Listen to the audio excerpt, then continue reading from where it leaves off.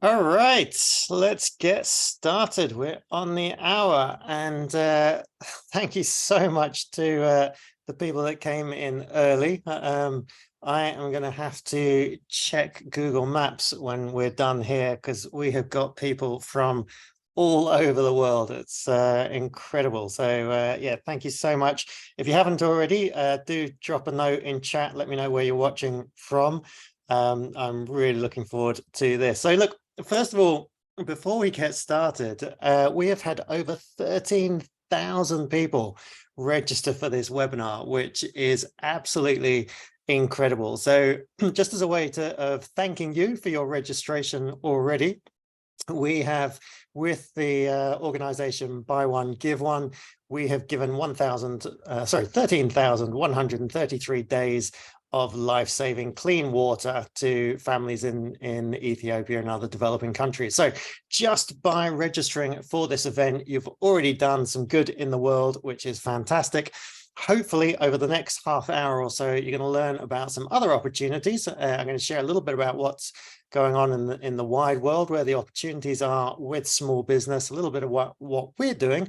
And then right at the end, there's an opportunity potentially for us to work together. We're going to ask for a little bit of help and some ideas from you. So let's get straight into it. First of all, look, just really one big idea that there is a lot of money in small business. And what I'm going to show is not just that there's a lot of money in small business, but I want to talk about how you can access it. Obviously, there's a lot of things going on in the economy. People are talking about a global recession, depending on which country you're in. This could be a short-lived recession. It could be a longer-lived recession. So it's a topic that a lot of people are interested in. So we want to know how you can access that money, why that can be a good thing for small business, and why big finance hasn't yet managed to get its grubby little fingers into this opportunity. So my name is Callum Lang. Quick background on me. I'm the CEO of MBH Corporation. I've taken a couple of companies public, taken about 40 companies public through those companies. Won a few awards, written some books. Hopefully you've already got a copy of one of those books just by registering. I hope you found that interesting if you've had a chance to read that. But let's press on. Let's have a look at what constitutes small business in the world and why I think there's so much money and so much opportunity there. So the World Economic Forum says that small to medium enterprises, or small to medium businesses, as they're called in the US, SMBs, represent around 90% of all firms globally. And the World Bank, my head's in the way, the World Bank also says that they represent about 90% of the businesses, more than 50% of employment worldwide. In fact, the statistic most often cited is that 90% of private sector employment comes from small businesses, and they contribute at least 50% to global GDP. World Economic Forum estimates it could go up to 70% of global domestic product comes from small business. So that's a huge amount. So let's have a look at just how huge that is. In 2022, the global economy is $100 trillion. So you can see geographically where that is, sort of up there and around there, and pick where you are on that map. But $100 trillion is the global economy.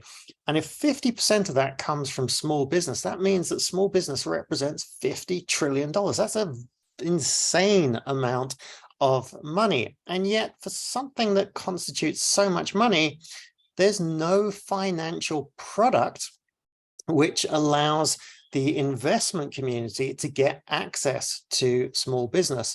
So there's lots of other lots of other finance products that investors can get to, but small business right there, there is no financial product. And that means that 50 trillion is actually disconnected. So on the one hand, you've got the investment community, trillions of dollars of investment capital going around. In fact, there's never been more money on the planet, and it's probably, I think it's doubled in the last 5 to 10 years. So huge amounts of capital on the planet. And then you've got small businesses, which are the people that create all the value. You know, they solve problems for clients, they hire from their communities. They build these companies, and the two things are disconnected. So you've got this kind of jagged line between them. So why is that? Well, there are actually some intersections where you've got investors and small business, and the one that the media covers the most is angel and venture capital. And this is very important. It's very important that people with ideas get some funding to allow them to grow, but it's actually a tiny, tiny percentage of the global economy is made up of venture capital, although it gets a disproportionate amount of the media. For the last 20 years, the media has hyped up tech startups and venture capital.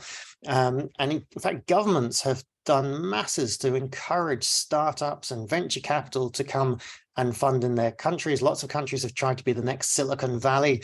So there's lots and lots of excitement about startups, but actually venture capital represents a tiny, tiny percentage of the global economy. Now, at the other end of the scale, up at the top here, you've got private equity and public companies, public markets. Now, that's typically businesses that are worth 200 million or above. So these are kind of getting on to big companies. I mean, you might think that a business that's 199 million market cap is quite a big business. But in the way we look at it from the economic standpoint is that anything below 200 million is a small business. And that's where that 50 trillion gets made up from. Now, the interesting thing is you've got all of these small businesses that make up that 50 trillion, but they don't really have a political voice. It's only big companies, big corporations that lobby. It's not the small businesses. It's very, very fragmented market, and you don't have a product for investors to get into small business. So why is that? Well, there's this strange value disconnect, and you would have thought finance and business, it should be like a marriage made in heaven. It's intimately associated with each other, and yet they're very, very different values. So investors focus on short-term profits. If you look again at Silicon Valley, the whole ethos of Silicon Valley is about growth. It's about raise some capital, get to Series A, get to Series B, get to Series D. It's all about that growth. And for investors, it's all about getting to the next level of investment so that you can exit your position. So it's very, very short-term focused. If you look at the financial media, if you look at Wall Street or the City of London or any of the big financial institutions, everything is done on 90 days. So everything is what's going to happen next quarter. And in fact, you frequently get directors of public companies that freely admit that they will sacrifice long-term value for short-term profits. Let me know in the chat box if this all makes sense to you, or why you've got that kind of disconnect. Now, on the small business side, it's very, very different. If you know any small business owners, or if you are a small business owner, in fact, let me know in chat. Are you an entrepreneur? Are you an employee? Are you an investor? But look, small businesses do the opposite. Small businesses are oftentimes sacrificing short-term profit for long-term value. So when a small business makes some profit, more often than not, what they do is they hire new people, they expand, they grow, they try and serve more clients because they want to grow. So they're sacrificing short-term profit for long-term value. So you can basically say the difference between investors and small business is that investors create value by making profit. So that's why pension funds give their money to professional investors. That's how those investors create their value, is by making that profit. Small businesses make their profit by creating value for their clients. But those are very different things. And oftentimes, when you connect small business with investors, you get this disconnect because investors just want to capitalize, just want to take their money out. Small businesses want to reinvest it and think long term.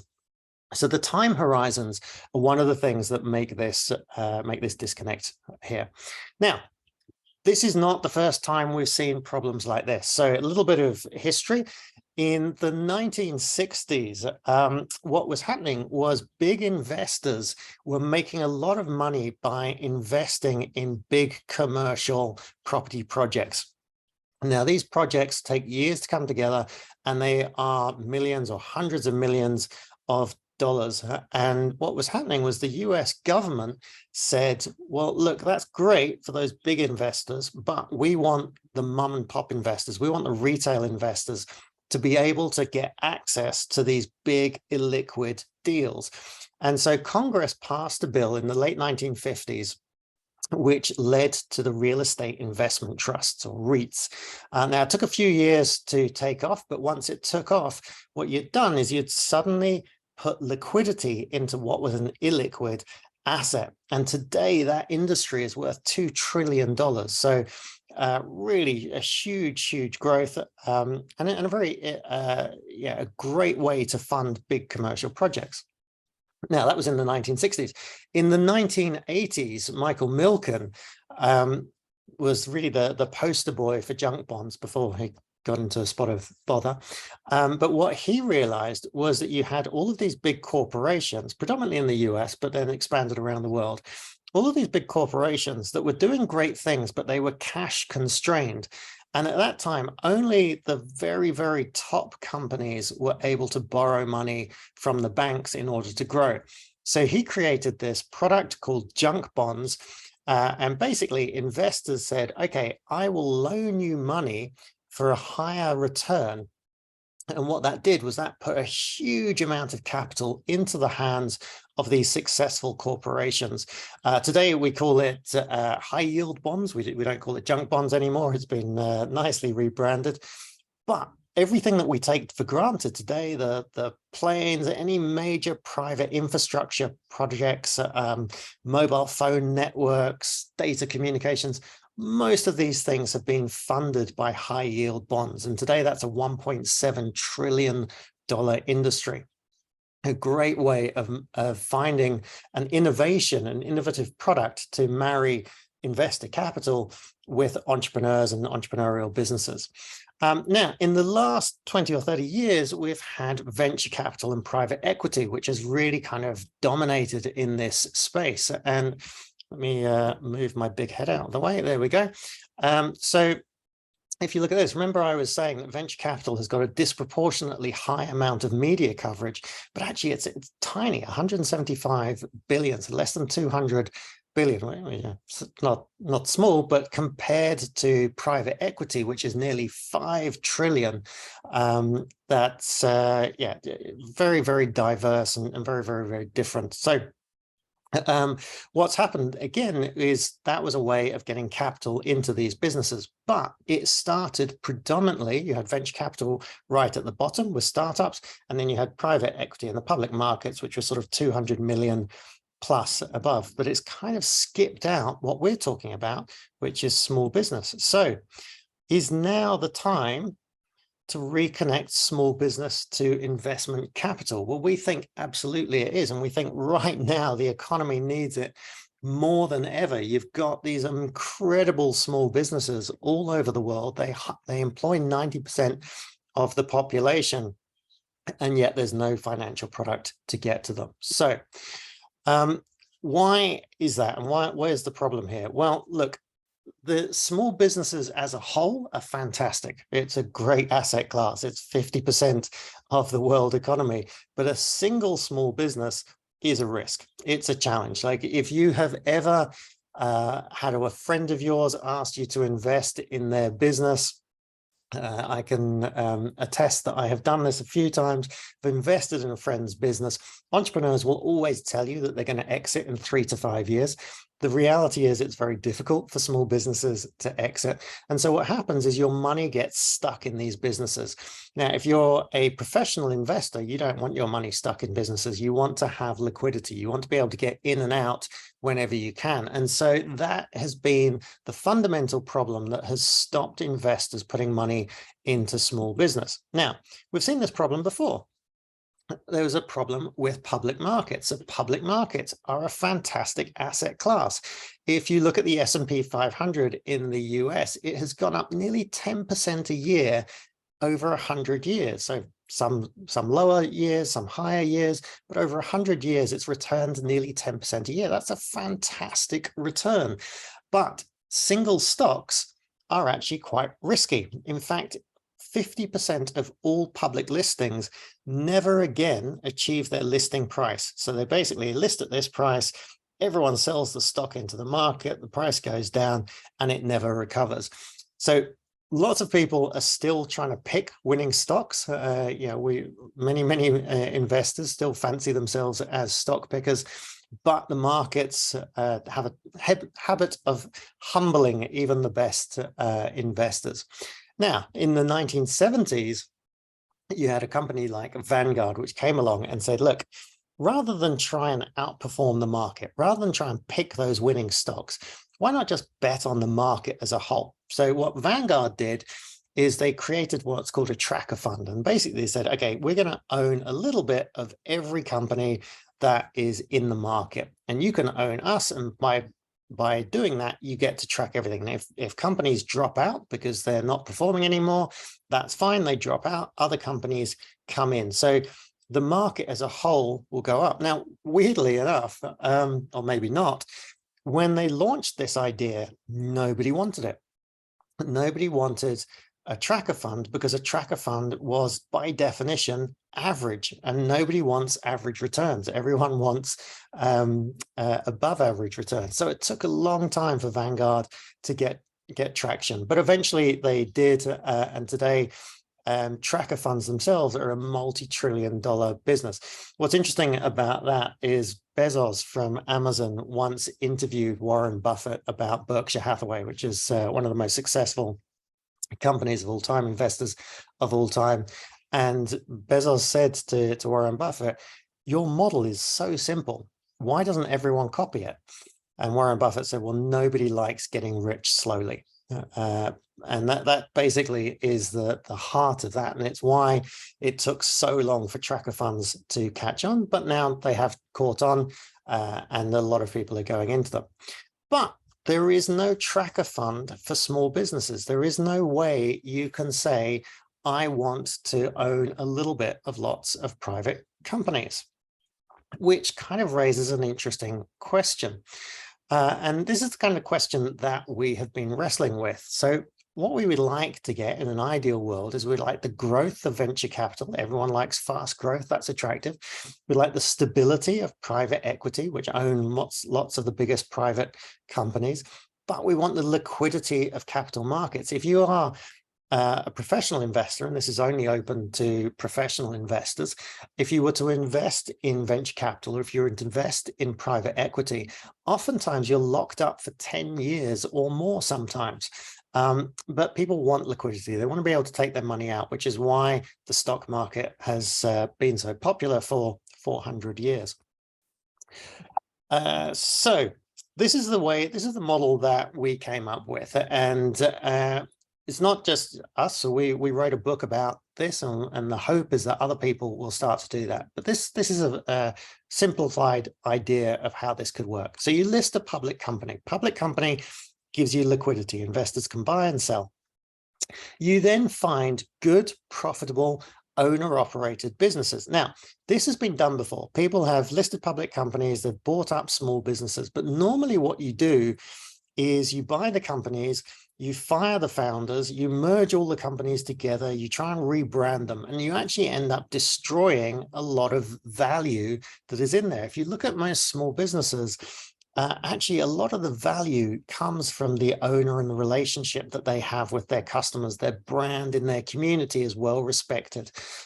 So the way that we're suggesting is you take these companies, you leave the founders in control, you leave the brands alone, you let them run the way they're running, because they're already profitable, successful companies. They know what they're doing. Then those profitable, successful companies send their money up to the holding company. And remember, they own a big chunk of the holding company because they've swapped their private stock for public stock. But now public investors, people like you and I, can go in and we can buy a slice of that company. We can receive, or a slice of lots of little companies. In effect, it becomes a tracker fund of lots of quasi-private small companies. They're all being run as they were before, but they're under the umbrella of a public company. Now that solves quite a lot of problems for the small business as well, because it now means when they go and pitch to bigger companies, They can say we're part of a global network. We've got the umbrella of this big public company, and that means they get access to bigger contracts. It means that if they want to give stock options to their staff, if they want to do their own acquisitions, they've got ways of doing that. So it's a very good solution for small businesses as well, and it's a great way for investors to get access to these small businesses. If you're interested in that topic, we did write about it more in the book called Agglomerate, Idea to IPO in 12 Months. You can buy it on Amazon, but I think also if you go to mbhcorporation.com, it's possible to download a free copy of that as well. So feel free to do that. Now, look, we have taken this idea and decided to kind of test it in real life. And 4 years ago, we took a public company and we started building it. We listed it. It's listed on the Frankfurt Stock Exchange, which is one of the biggest stock exchanges in the world. It's also cross-listed in New York on the OTCQX. And we started adding companies into the group. And as you can see, today we've got 28 companies in the group. We're across 6 different countries. So we've got New Zealand, Australia, Singapore, US, Canada, UK. We're across 8 different industries. So we've got food and beverage all the way across to property, big area of education, construction, health, leisure, all sorts. And really, this has been a very successful company. Each company continues to run their own brand, their own cultures. Everything keeps the same, but they've now got sister companies all around the world, so they can cross share with each other. They can share best practices. They can share resources when they want to, but it's not centralized. It's all done at a peer-to-peer level. So it just allows those entrepreneurs to keep control, but be part of something bigger. Now, this has been recognized by quite a few people. So as you can see here, this is just in the last year or so. We've won a number of awards. This one most recently won Most Innovative Investment Holding Company. This one just above my head here. This was for our ESG efforts, so supporting environmental, societal, and governance. 22,000 companies applied to get the 5 stars of supporting ESG. Only 1% of companies in the world gets that, and MBH was awarded that 5 stars, so that was fantastic. So lots of awards. More importantly, I guess, in terms of performance, you can see that we have added companies to the group over the last 4 years. And you can see here that our revenue has gone up. So we should be on track for around, we don't do forecasts, but roughly speaking, around 150 million pounds. So 0 to 150 million pounds in 4 years is pretty good growth. And you have to remember that that is during a time of COVID and now a global recession. So probably some of the hardest economic times for small businesses. And certainly the media has been talking about how tough times are for small businesses. So it hasn't been the easiest for the companies in the group, but they've all performed fantastically, all helped each other out. And that has been great, because the reality is, despite the awards, despite the growth in companies and revenue, the reality of MBH is it's people. Small businesses are made up of real people, and we've got an incredible bunch of entrepreneurs. The average age of the companies in MBH is more than 20 years old, more than 23 years old, I think now. So these are well-established, profitable, cash-generating companies. The entrepreneurs themselves typically have 20 to 40 years problem-solving and entrepreneurial experience within their industry. So combined, we have probably like 300 years of entrepreneurial experience. That makes them all sound very old.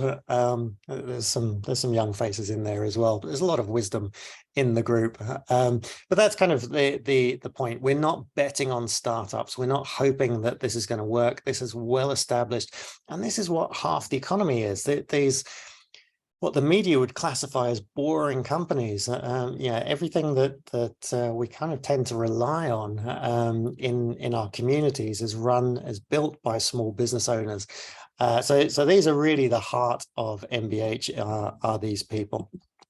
And MBH currently sits sort of in the middle between big finance and small business. But this is where it kind of gets interesting for you as a potential investor, is that right now, big finance can't invest in MBH. MBH is too small. So MBH itself is too small, even made up with 28 companies. Its market cap is not yet big enough that big finance can invest in it.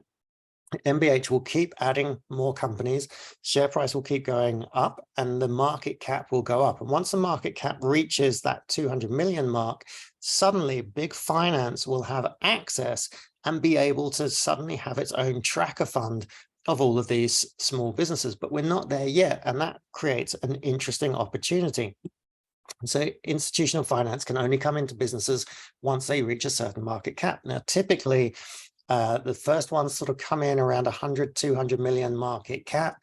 The next sort of tier is around 500 million and then 1 billion. So basically, every time the market cap grows, more and more investors are able to come in. And because more and more investors come in, that puts upward pressure on the share price. So up until that point, even though, and a lot of the investors I talk to absolutely love what we're doing. We love the fast growth nature of it. They love the fact that it's cash and profitable.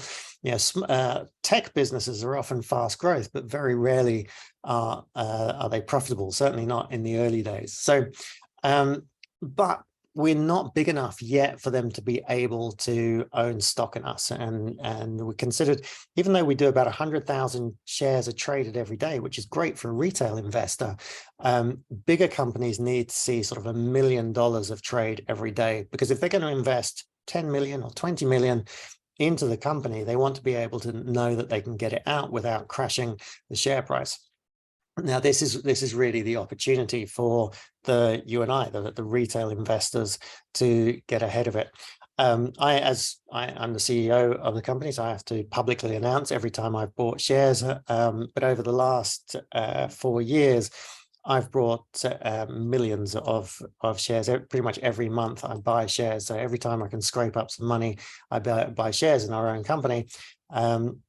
Which is always a good sign when you see insiders buying. In fact, we have a rule within our company, is that nobody on the board is allowed to sell stock in our own company while they sit on the board. And I think that's the only public company in existence that does that. But we think that board members should be looking after the long-term value of all shareholders, and therefore they shouldn't be making decisions that would influence them to sell in the short term. So this is kind of the opportunity for people that would like to not only own a bit of lots of small businesses, but also support small businesses. Because what happens for every public company is when you buy their shares, that puts demand. And because there's demand, the share price goes up. When the share price goes up, obviously that means the shares are more valuable, which gives options to the company. They can borrow at they can borrow money at lower rates. They can raise capital at lower rates. And that money can get invested in those small businesses, which allows them to grow, which in turn increases the value. So just by buying stock in a fast growth company like this, you can actually support lots of different businesses, from transport to food and beverage to healthcare and all sorts, and all of the staff that come in that. So if you're interested, and by the way, look, there are other ways that people out there are trying to solve this problem. People are looking at sort of crowdfunding equity shares, and crypto is trying to look at, can they create some liquidity in small business? But we haven't seen any other companies specifically looking at solving the problem in this particular way. If you want to buy stock, you can just go to any brokerage account, type in either of those tickers. It should take us there. There's analyst reports, and there's all sorts of information on our website. We're very, very transparent. So follow us on LinkedIn, follow us on Twitter or YouTube. There's videos comes out almost every day where you can meet the business owners themselves. And we pride ourselves on being transparent in that. Now, what about the actual team beneath that? So you've got the principals that run these companies, but what about those teams? Well, while they're still free to operate themselves, obviously all of those team members want to grow as well. They want to develop themselves, and they want to push the growth of the individual companies. So And this is where we kind of start to get into an opportunity that might be there for you. What we've started to do is bring in speakers that can offer training programs to our teams on how they can develop their skills, how we can grow their businesses, everything from marketing to sales to supply chain to operations, because obviously we want these companies to grow, and we want the individuals to have opportunities to grow. So we've got a leadership program, we've got a leadership for women program. One of our objectives, our board is 50% women, but one of our objectives is to be 50% women-owned businesses within the group. Currently, we're around 30%. So we've got a lot of initiatives to try and help those individuals. And one of the other things that came up was a lot of them wanted to own stock in MBH. And so a few of the companies put together this program which allowed staff members to take a part of their monthly salary and buy MBH stock with it, and the company would match that. But what we discovered was a lot of people had never bought stock before. This is something that they wanted to do. They wanted to invest, but they weren't sure how to do it. And so we've started, obviously, because we're on the capital markets, we work very closely with a lot of institutional investors and trading houses. So we started to put together information for the team members on how they could trade, not just us, but if they're going to invest in other companies, what should they be looking for? So again, starting to put together some material for them. And then we've got a wider network as well. So we've got the principal, we've got the board, we've got the principals, we've got the team that does all the work. And then we've got this wider network of individuals that introduce companies to us, introduce investors to us, do very well from doing that. We have a very nice finder's fee for individuals that do that. We have people out there that just share our content and just bring what we're doing to a wider audience, people that want to support small business. But we've never really formalized it. It's always been kind of an informal community. It's fantastic. We're very, very grateful. But what we've started to think about is perhaps there's an opportunity here that we can make this a little bit more formal. And so this is the bit where I need your help. And we've got an idea that we've been talking about, which is to kind of take everything that I've just been discussing and try and formalize it in a way and allow you to be able to participate in it more if you want to, if business and investing is something that is of interest to you. So this is my favor that I'm asking for you. We have put together a very short survey about this idea of taking the community and creating something that's a little bit more tangible, a little bit more formal. But before we do that, we want to find out, A, is it something that you'd be interested in? And B, if you would be interested in it, is what would you like to see? Because we don't want to create something that's not going to be of value. We want this to be something that can help you in your career, can help you in your business, help you in your investing. So just click the link. It's now in the chat box. Or go to bit.ly MBH Club. It'll take you about 2 minutes to fill it in. It's super, super simple. But basically the idea is we take this community, we put it into MBH Club. We haven't got a formal name for it yet. And it's going to be this intersection of investing and small business. This is kind of what we know. This is the space we know. We've got some incredibly talented small business owners that have grown some incredible businesses. We've got the investing community that we touch on every single day that have incredible knowledge and feedback to us all the time about what we should be doing, how we could be improving. And so we're taking the best of those ideas anyway and putting it into content, putting it into training programs for the team that are within MBH. And really the idea was, well, why don't we just open this up to, not to everyone. We don't want to kind of give this away for free to anyone because it's valuable content.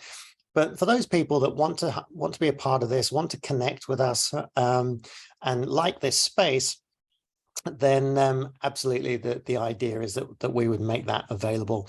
And so basically, this is for people that are interested in learning about opportunities in small business. So we actually just ran an event in Phuket in Thailand for the principals.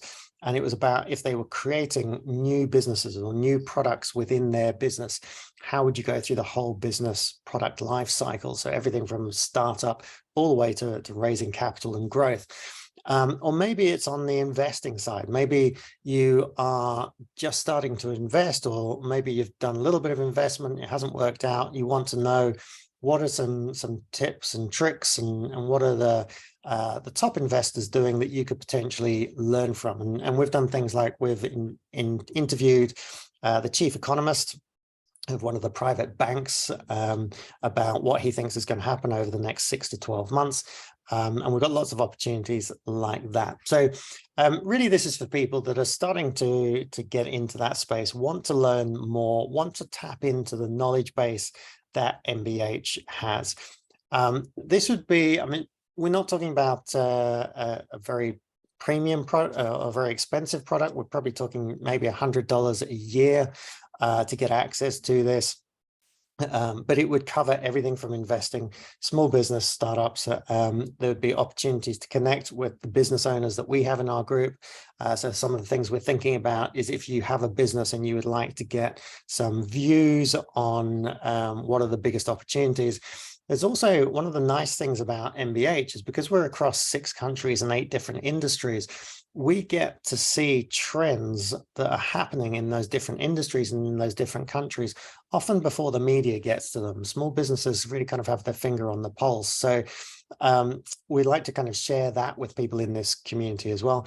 And then there's going to be opportunities for you to earn money from this. So as I mentioned before, we have an introducer network, people that introduce companies, introduce investors to us. But also the companies in the group are also looking for new clients. They're looking for new team members. If you can help them with that, there's often rewards available for that. So we just want to kind of formalize it. Not for everyone, just for people that have a genuine passion and excitement for business and investing. Hopefully, if you're on a webinar like this, this is something that would be of interest to you. So really, that's it at this point. It's not selling anything, just want to get your opinion. So go to that link. I can see people are already starting to fill that in. So that's fantastic. Thank you very much for that. Love to hear your opinions. Love to hear how we could make this valuable for you. Hopefully 2023 will be a fantastic year. The idea is if we get enough interest in this, that we would launch it in February. So we've got a couple of months to get everything ready. Definitely the people that are helping us now and filling in this form will definitely be the first people that we talk to. There'll definitely be some advantages to helping us out at this stage. And we really, really appreciate that. Yeah, hopefully together we can help encourage more companies in more growth and really connect the capital markets with the people that are creating all the value in the world. So that's pretty much it for today. Hopefully this is the beginning, not the end, an opportunity for you to join with us, to work with us in some capacity. Hopefully you found that information interesting. We clearly find this fascinating, the fact that you've got such a large part of the economy that's off limits to the financial industry. We think there's a huge opportunity to do something like REITs, but for a small business. If you share that opinion, we'd love to hear from you, and we really look forward to reading all of your thoughts on those in that survey. So that's it. Hope you had fun. Thank you very much. And do please reach out to us on LinkedIn or anywhere else if you've got any questions. Thanks very much.